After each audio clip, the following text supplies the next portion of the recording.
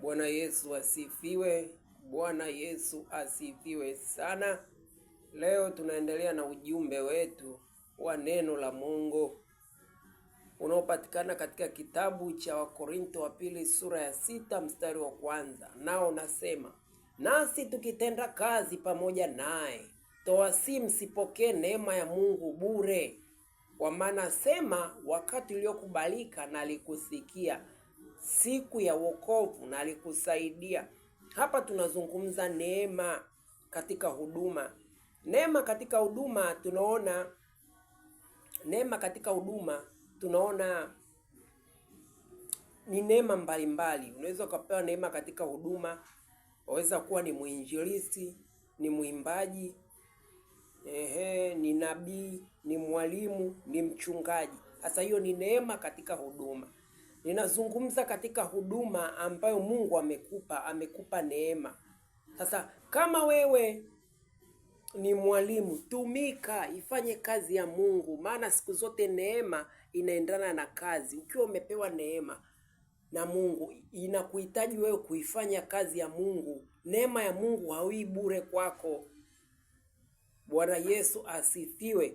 Maana ndio maana anasema toasi msipokee neema ya Mungu bure. Sasa neema inawezekana uliononi katika huduma, labda ya walimu, basi fundisha, usikana neema ya Mungu bure. Ukifika mahali ambapo iwe ni kanisa, unaona utumiki, upati nafasi, muombe Mungu, muulize Mungu ni wapi unakosea.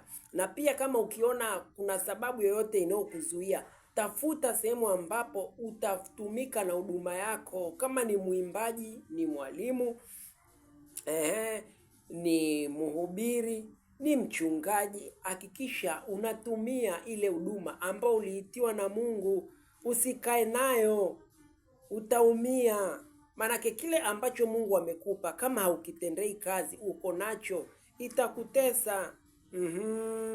Paulo anasema sihesabu maisha haya kuwa ni kitu cha thamani kama kumaliza mwendo na huduma ile niliyoipokea kwa Bwana wetu Yesu Kristo, kuihubiri habari njema ya neema ya Mungu. Haleluya. Ninachozungumzia ni nini hapa?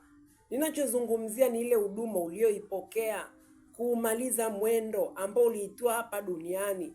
Hayo mambo mengine ya kidunia usishughulike nayo. Shughulika na kile ambacho Mungu alikuitia. Je, unaijua huduma yako? Sasa kama huduma yako ndio umeitiwa, kwa sababu umekuja duniani kwa mapenzi ya Mungu na kufanya wito ambao amekuitia Mungu na kutimiza lile kusudi alilokuitia Mungu. Acha kushughulika na mambo mengine yasiyo na maana. Hayo mambo mengine yanakupotezea muda tu. Shughulika na lile kusudi ambalo uliitiwa hapa duniani. Ukimaliza, basi umemaliza kuifanya kazi ya Mungu. Hayo mambo mengine unayokuta hapa duniani acha, kama starehe, anasa. Unakutana duniani kuna mambo mengi. Hebu usimama na kile ambacho umeitiwa. Nakupenda sana wewe unayenisikia. Amena.